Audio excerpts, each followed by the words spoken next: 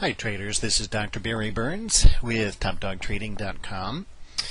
Thought I'd go a little different route here today with this free video.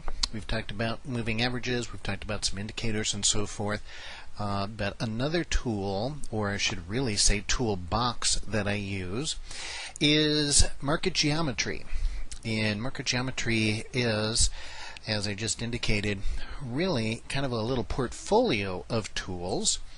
And some of the most common would be, for example, Fibonacci ratios, Fibonacci retracements, things like that. You're looking at the market moving in ratios and in certain consistent percentages.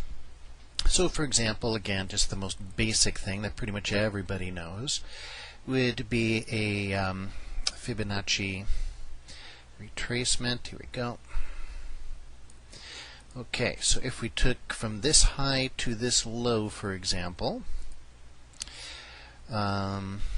starting with this high, measuring to that low, notice that in this particular case, I'm using the real bodies of the candlestick, so I didn't come all the way down to here. You can do it either way. I know some people who do it from extremes, and others use the real bodies of the candlesticks.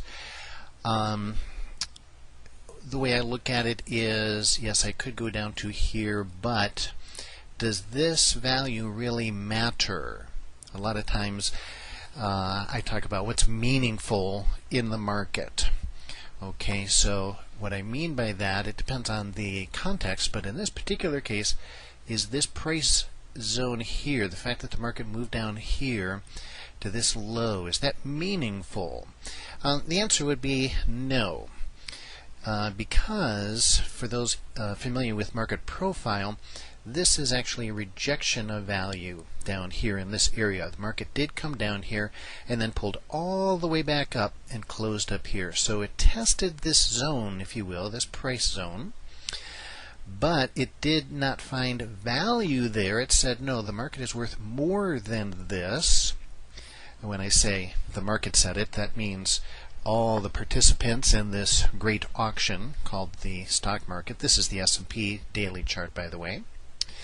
And so therefore they said, no, this price down here, the market's worth more than that, so this test is not producing meaningful price action other than to say it did not find value down here. And that way it has some meaning. But it's saying that the real solid low is right in here. And this area of price is rejected.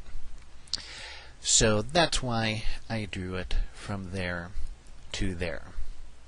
Now, as you can see, okay, so we've got our Fibonacci ratios here, 23, 38, 50, 62. I don't actually use the actual Fibonacci ratio up here, and it works pretty well. The 50% is the most significant, and sure enough, the market comes boom right to it, right to that purple line. Comes back down to the 23, comes back up again, retests the 23 here. Okay, comes back up and it finds some very, very significant support right here. Gets above this is the 100% level. Gets a little bit above that, but again rejects this higher price zone. It says no, that would be too much. The market is not worth that much.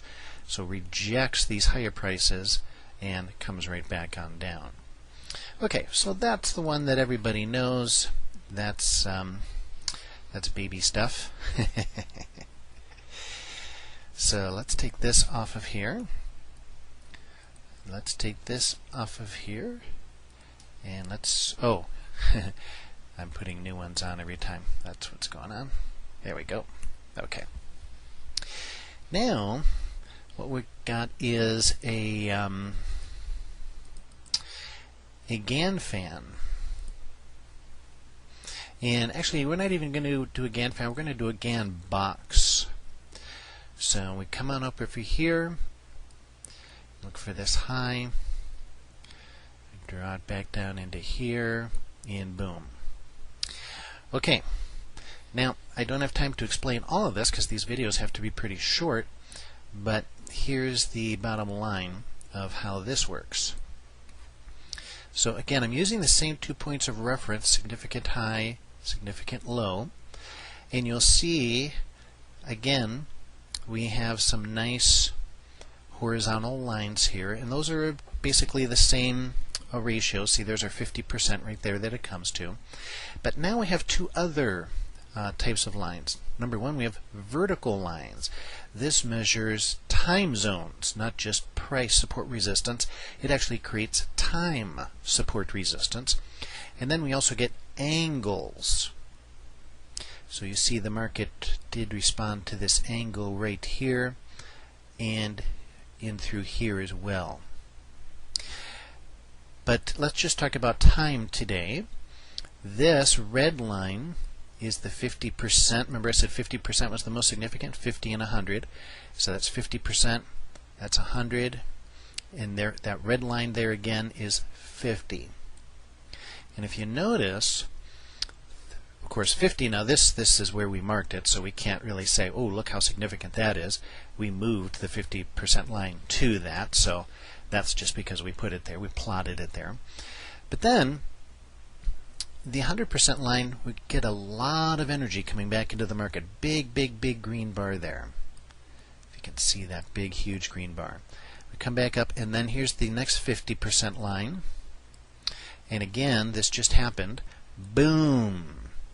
Big, big, big move down right on that 50% line. Now again, people get a little confused on this sometimes if they haven't seen Fibonacci time zones before, but they're used to horizontal price lines, but you can do the same thing with vertical price. See, your chart has two axes, X and Y. It has price along the bottom and time along the bottom and price along the side. So why use Fibonacci ratios for only one of the two axes?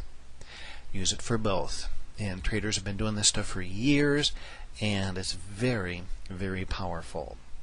So a little extra tool, check your software, see if you have any of these tools, Fibonacci time extension tools or time retracement tools or Gann fans or Gann boxes.